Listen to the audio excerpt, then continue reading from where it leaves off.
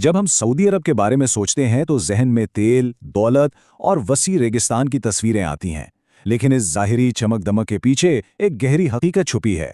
ये मुल्क कुदरती वसाइल से माला माल तो है, मगर जिंदगी की सबसे बड़ी नेमत यानी पानी से तकरीबन महरूम है।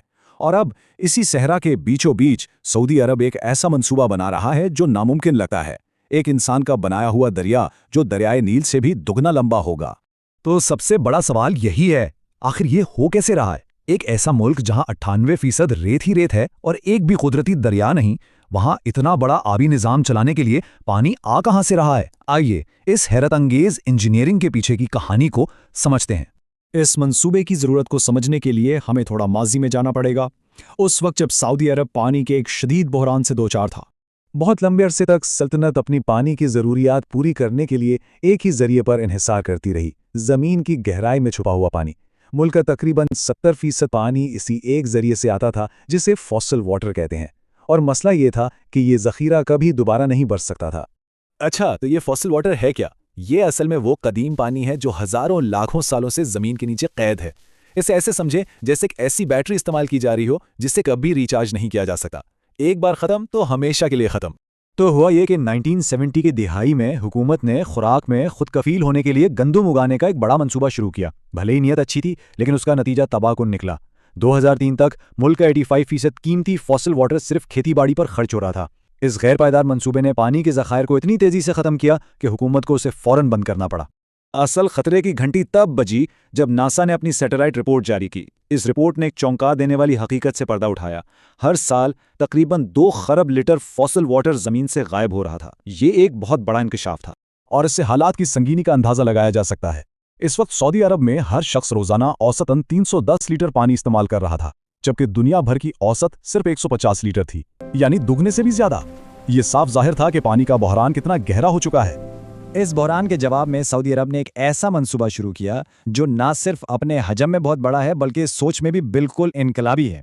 ये मंसूबा है 12,000 किलोमीटर लंबे मसनूई दरियाओं का एक नेटवर्क। ये इतना वसी है कि इसकी लंबाई दरियाए नील से भी 2 गुना ज्यादा है।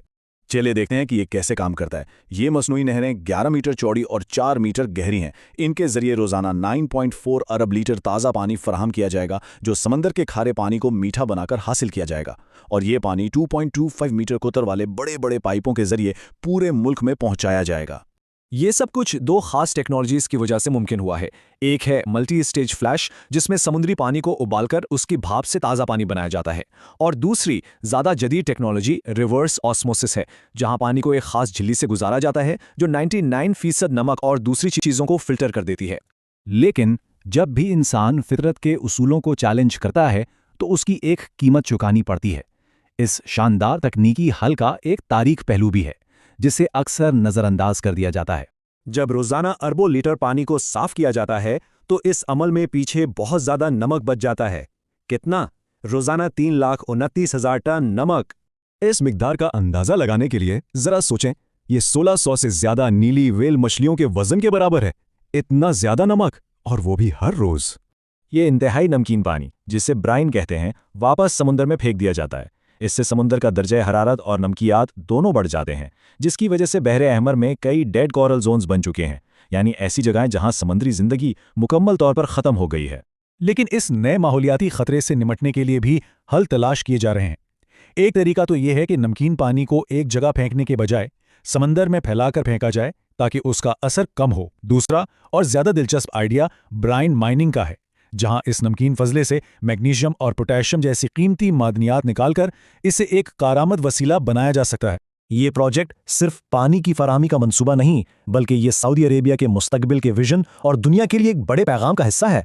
सऊदी विजन 2030 के तहत हदफ ये है कि मुल्क की 100% पानी की ज़रूरियात इसी नेटवर्क से पूरी की जाएं, ताकि खुराक की दरामदात पर इन्हिसार कम हो और मईशत को तेल के अलावा भी मजबूत किया जा सके।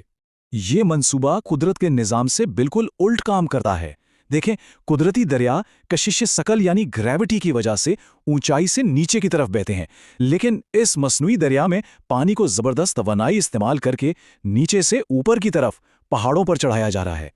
और इसके लिए बेतहाशा तवानाई की ज़रूरत होती है। सिर्फ पानी को ऊपर की तरफ पंप करने वाले स्टेशंस ही पूरे सऊदी अरब के 9% बिजली इस्तेमाल कर जाते हैं। ये एक बहुत बड़ी मकदार है। और शायद सबसे हैरानकुन बात यह है कि 2027 में वही मुल्क जिसके पास अपना एक भी कुदरती दरिया नहीं है, दुनिया भर के लिए वर्ल्ड वाटर फोरम की मेज़बानी करेगा। ये एक तरह से दुनिया को ये बताने की कोशिश है कि टेक्नोलॉजी की मदद से कुछ भी मुमकिन है। सऊदी अरब का ये मंसूबा एक तरफ तो ये उम्मीद दिलाता है कि टेक्नोलॉजी से वसाइल की कमी पर काबू पाया जा सकता है, लेकिन दूसरी तरफ ये हमें एक गहरे सवाल पर सोचने पर भी मजबूर करता है, क्या टेक्नोलॉजी हमारे मसाइल का असल हल है या ये सिर्फ एक बहरान को किसी नए चैलेंज में बदल देती है? वीडियो को लाइक करें और शेयर करके दूसरों तक भी ये मालूमात पहुंचाएं।